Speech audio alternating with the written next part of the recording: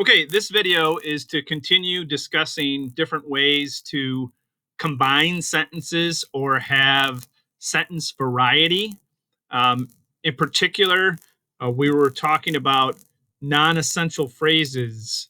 So we discussed how non-essential phrases are anything that isn't required for sentence completeness.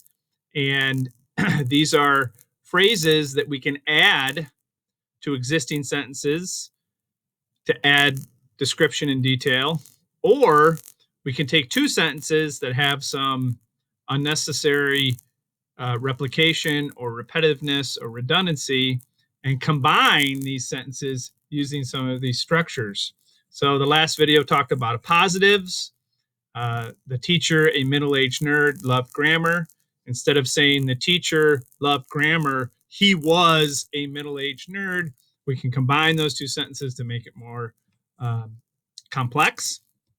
Participles was part of the last video as well. This is a verb phrase that modifies a noun, in which you start with an ing or ed verb to describe the noun. So the teacher walking to class was thinking about why grammar is so important but difficult to teach. That walking to class is the participle. I have two more I really want you to be aware of, and the first one is the absolute. This one is really a favorite of mine because students use it so rarely, and I happen to find the way it works to be quite beautiful in terms of its style. So the teacher was mad. That's the complete thought. If we put a period there, a normal sentence would say, his eyes were burning. And we have that very weak verb were. So instead, you can create an absolute phrase, which is the teacher was mad, his eyes burning. That is a non-essential phrase that describes the teacher. It's connected to the main clause with a comma. And you know it's an absolute phrase because if I added was or were, it would become a complete thought. So what this normally looks like is this. The teacher was mad, period. His eyes were burning. So that is the two sentences before the revised using the absolute. So this is a really weak verb. We've already got a to be verb here. So get rid of the to be verb and put a comma instead of a period, and now you've got an absolute phrase. And notice how it works. It's usually a part of the main noun. So the teacher was mad. What is something that shows the teacher was mad? His eyes were burning. We could come up with other ones. We could say the teacher was mad. His fist clenched. We could say the teacher was mad. His voice rising. We could say the teacher was mad. His nostrils flaring. Okay, any part of the teacher that shows it. You can look at the next example.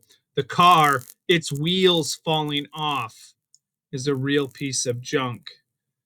So its wheels falling off is a part of the car that shows it's a piece of junk.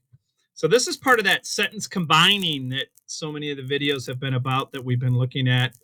And it really captures how to not write just period to period to period, but rather use some commas in these non-essential phrases to create more complex style.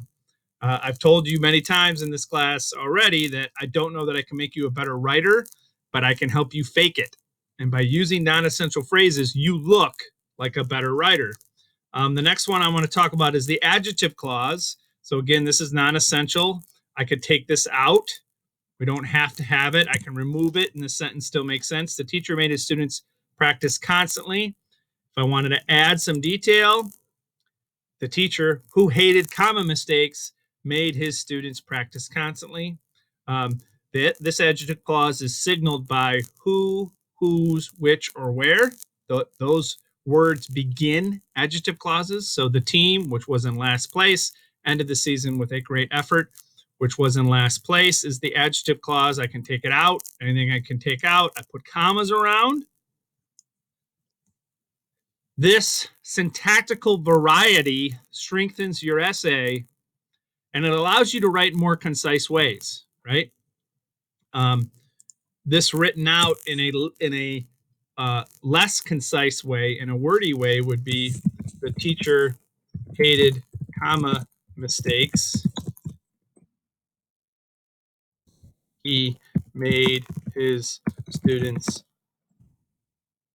practice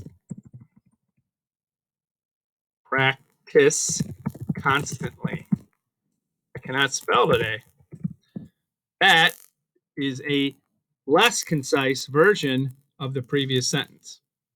So those two little structures, the adjective clause and the absolute phrase, allow you to show some variety in your sentences, combine some sentences, not write just period to period to period all the time, and use some things that most young writers don't use and help you stand out a little bit in terms of your style. So keep working on that. This is something that you can do right up until the end of the class. Writing is never done, it's just due.